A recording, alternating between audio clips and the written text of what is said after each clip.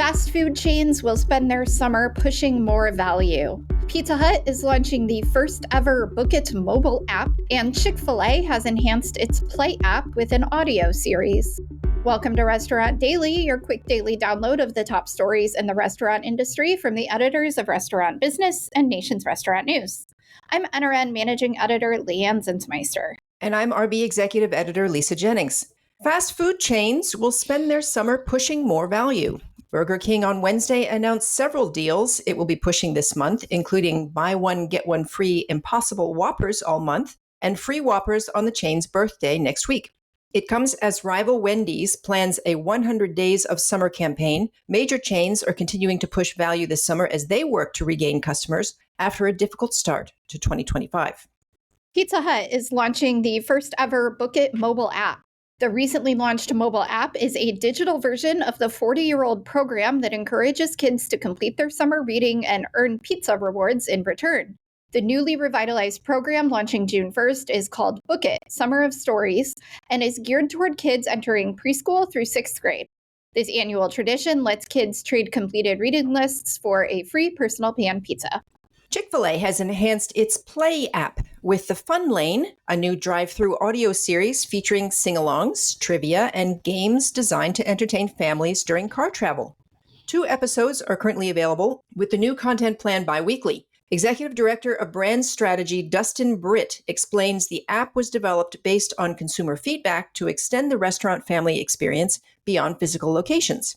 This move follows similar entertainment ventures by Starbucks and Chuck E. Cheese, as restaurant brands increasingly expand into media and entertainment. Yum Brands will invest $2 billion over 5 years to expand KFC across the UK and Ireland, adding 500 new outlets over the next decade to its existing 1,000 locations.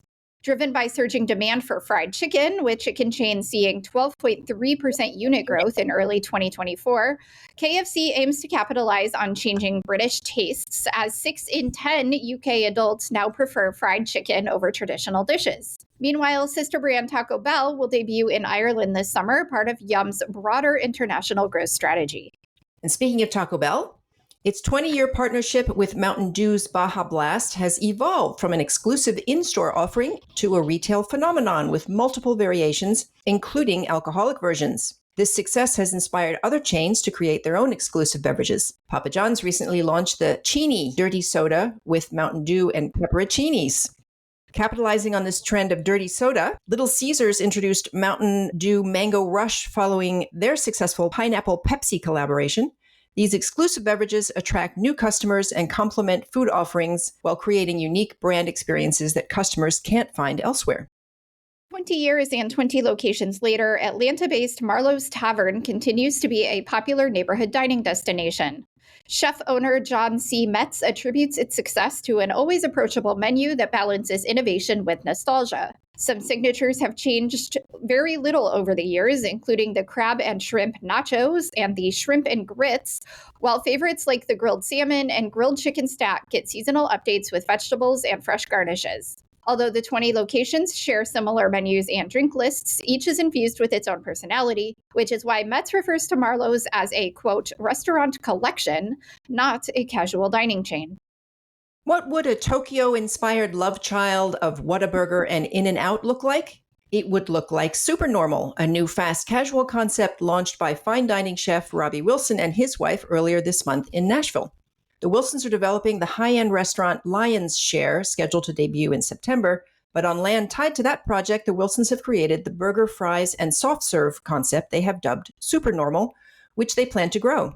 The number one delicious burger, for example, is a half beef, half pork patty with XO mayo, chili crisp, Thai basil, and lemongrass pickled vegetables, offered for $12, which is comparable to Five Guys.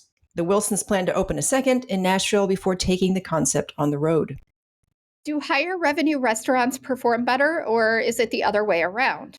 Data from Hardee's franchise disclosure documents show that higher revenue restaurants have faster drive-thrus and do better on online reviews. Those restaurants also generated more sales growth last year. It's the latest evidence that better-run restaurants ultimately generated stronger sales. Yet, workers in higher revenue locations get more practice and are more prepared to serve customers, while lower revenue restaurants are more likely to cut staff to offset low profits. Chipotle and Cobra Golf have launched limited edition golf accessories featuring a foil-wrapped burrito head cover and a chip bag-inspired ball bag.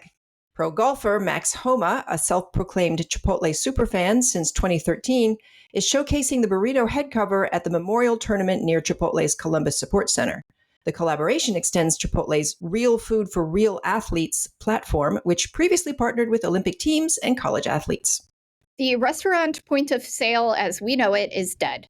The device that sits on the counter has become less relevant as more business moves off premises.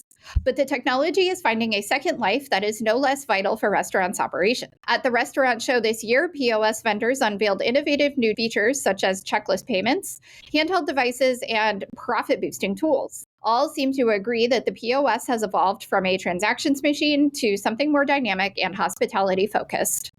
Why are there so many B2B restaurant podcasts? There are a multitude of things behind the recent podcasting boom. There's a low barrier of entry into podcasting, and more people are listening to podcasts, which makes them an effective way to share information. But more importantly, podcasts have become a way to build a personal brand and in some cases, even a business. Check out our deep dive into this topic on restaurantbusinessonline.com. Hilton is beefing up its food and beverage. The hotel company has a new restaurant concept coming later this year that will be an exclusive for its DoubleTree brand. To be called Pie Bird, the full-service 3-day-part concept will tap into American comfort foods from monkey bread French toast at breakfast to chicken pot pie at dinner. Desserts, not surprisingly, will focus on pies.